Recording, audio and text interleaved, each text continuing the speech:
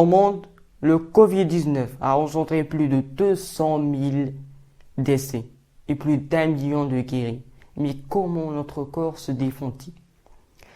Le corps est doté d'un vrai arsenal. Le système immunitaire, c'est cela, les globules blancs. Alors en premier rang, on trouve ce qu'on appelle les barrières naturelles, qui se divisent en deux types. D'un côté, les protections chimiques, de l'autre, les protections mécaniques. Commençons d'abord par les protections chimiques.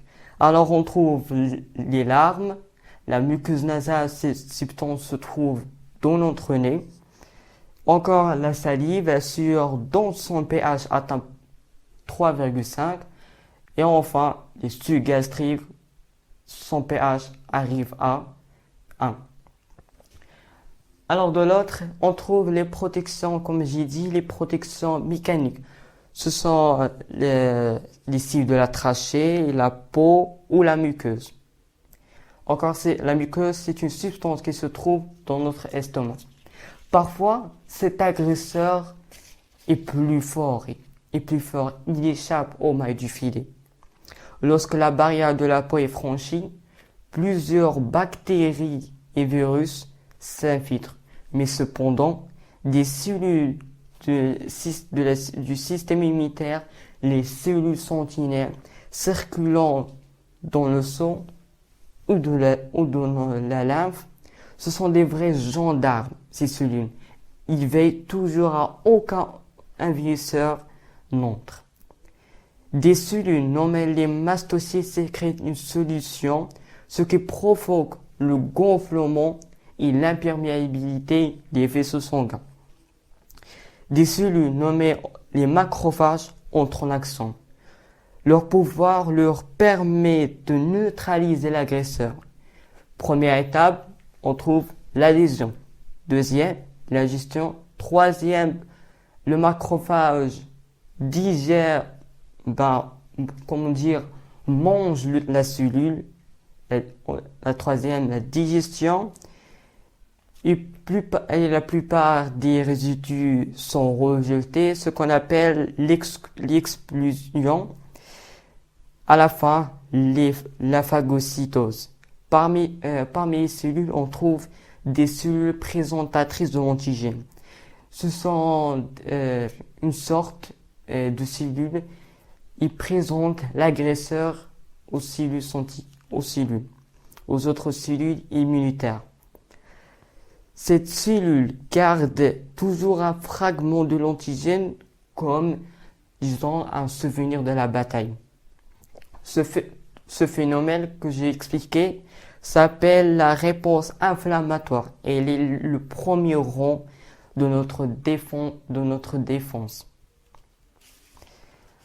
Mais malheureusement, il y a des agresseurs plus costauds, plus forts, parviennent à survivre de cette bataille. Mais la guerre n'est pas finie. Dans la deuxième ligne de défense, on trouve l'immunité adaptative. Malheureusement, elle est plus lente à se mettre en place. Et parfois, des virus dangereux comme le Covid-19 et encore des virus cancéreux prennent le dessus. Dans cette deuxième ligne de défense, il y a les lymphocytes, des cellules immunitaires. Le problème, comme j'ai dit, ils sont longs. Ces lymphocytes doivent être éduqués pour éliminer cet agresseur. Ce que vient le rôle des cellules présentatrices, les CPA. Leur rôle est d'enseigner, d'éduquer ces lymphocytes B. Il éduque l'art du combat contre ces agresseurs. Mais pour cela, le CPA doit entrer en contact avec un lymphocyte B non éduqué dans l'université, les ganglions lymphotiques, si j'ose dire. À la fin, les lymphocytes B auront la doctorat spécialisée pour attaquer tel ou tel envahisseur. On dit dans le jargon que le lymphocyte B est devenu immunocompétent. Ensuite, le lymphocyte B émet l'alerte générale.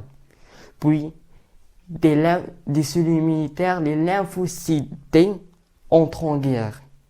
Ils vont se fixer sur la cellule infectée et reconnaître l'antigène qui se trouve à sa surface. Et puis, ils vont libérer des cytotoxines, ce qui va provoquer des lésions de la membrane et la cellule est détruite et l'envahisseur mourra. Mais cependant, ça marche pas toujours plus facilement. Comme la tuberculose ou d'autres maladies cancéreuses et ou encore dangereux, ces agresseurs parfois gagnent la bataille. Cependant, n'oubliez pas toujours de respecter les gestes barrières. Ce sont des gestes très simples. Laver les mains, ne pas toucher, si on n'a pas lavé les mains, notre nez, notre bouche ou nos yeux, tous contre le Covid-19 et à bientôt pour la semaine prochaine. Au revoir.